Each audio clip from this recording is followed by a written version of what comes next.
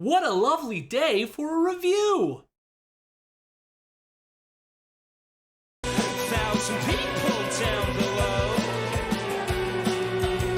they're bending in the wind, with their arms stretched open wide. They're just blades of grass, old enough to be trimmed. Thousand people down below. English post-punk band Squid have returned for their second studio album, Oh Monolith. I thoroughly enjoyed their debut album, Bright Green Field, released in 2021, so I was highly anticipating what they would release next. Oh Monolith is a shorter and in a ways a much more consistent album. The production on this album is top-notch, making the dynamic shifts much more intense than off of their previous album. The album opens with the incredible Swing in a Dream.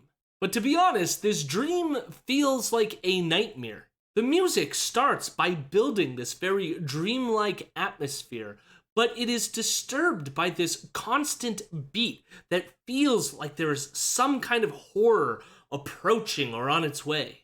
The use of horns on this song, but also throughout the album, add another horrifying dimension to these songs. Whether they are signaling for battle or sustaining a note for suspense. The song is about dreaming you are stuck in the painting The Swing, but even without that knowledge, the song feels like you're stuck in place, witnessing something horrifying, all while you are swinging for eternity. The song Devil's Den is quite literally about a conjuring. The Devil's Den is a Neolithic monument in England, and the song plays off local traditions about conjuring evil spirits. The song plays with how these superstitions get people to do all kinds of irrational and weird things, like throwing witches in the water and seeing if they float. The song opens with a cacophony of wind instruments, creating this kind of pagan atmosphere before exploding again into this almost carnival-like ritualistic horror show. We then get Siphon Song, which is a weird one. The song is sung by Ollie Judge entirely through a vocoder. It creates this sense of robotic monotony, which is perfect for a song that seems to be about compassion fatigue. The song feels like it is referencing the Grenfell Tower fire. It sounds like the pain and suffering and death is this motivating force, but then nothing is done, and you are dragged back down and stuck in this place of complacency. The other members sing in the background without the vocoder effect, as if they are this wailing chorus in a tragic Greek play. It is rather stunning. We then get the song Undergrowth, which is about being reincarnated as a piece of furniture. It is a groovy, chaotic, and surprisingly catchy song. It also sounds like a hellish existence. Again, there is this kind of horror similar to the other songs about being stuck watching everything. Whether you're stuck inside of a painting, inside of a dream, or stuck inside of some sort of superstitious ritual, or stuck watching the horrors of the world as everything burns, or just stuck as a piece of furniture. All alone and not being able to do anything but just sit there. We then get another horror in the song The Blade, which is about a fascist police state mowing down people like they are blades of grass.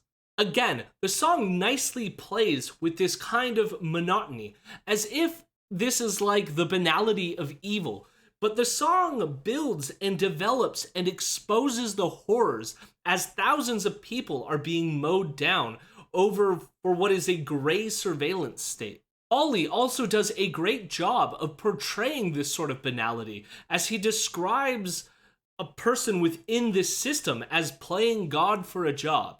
It continues with the next song, After the Flash. We now see fascism invade the home. Ollie is joined by singer Martha Skye Murphy as they sing this song of domestic existence. They know if they try to break this sense of normality, that everything will come collapsing down upon them. This isn't the loudest song on the album, but musically, it is the most terrifying. There is this constant drudge sound, as if something is trying to break through the banal and quiet existence of domestic life. It's as if normality is being strained, that everything is about to break, with Ollie repeating at the end, "Could I keep it up?"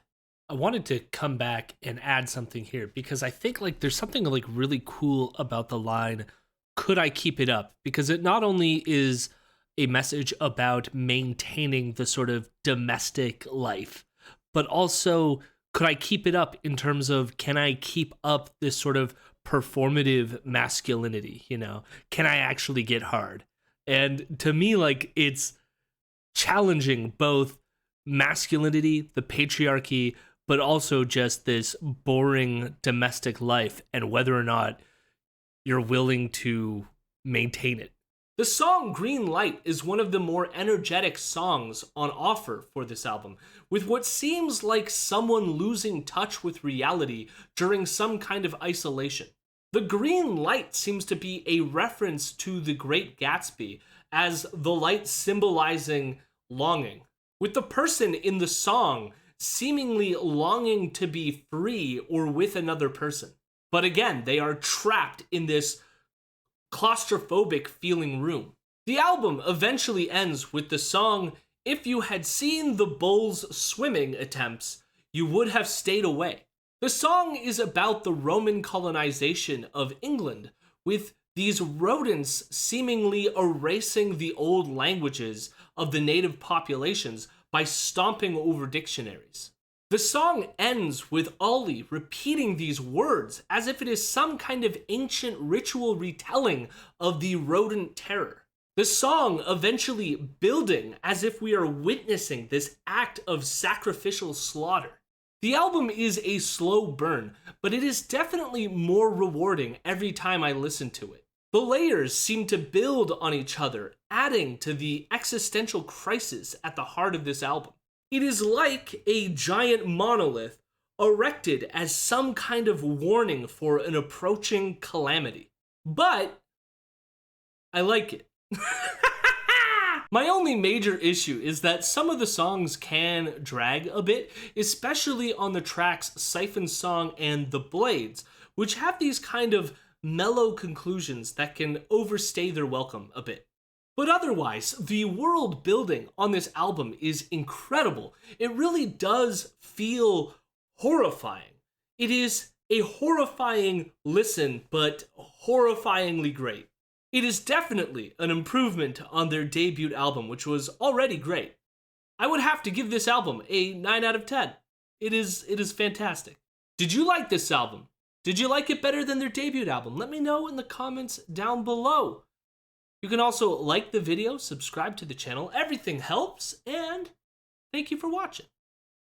That was very nice of you.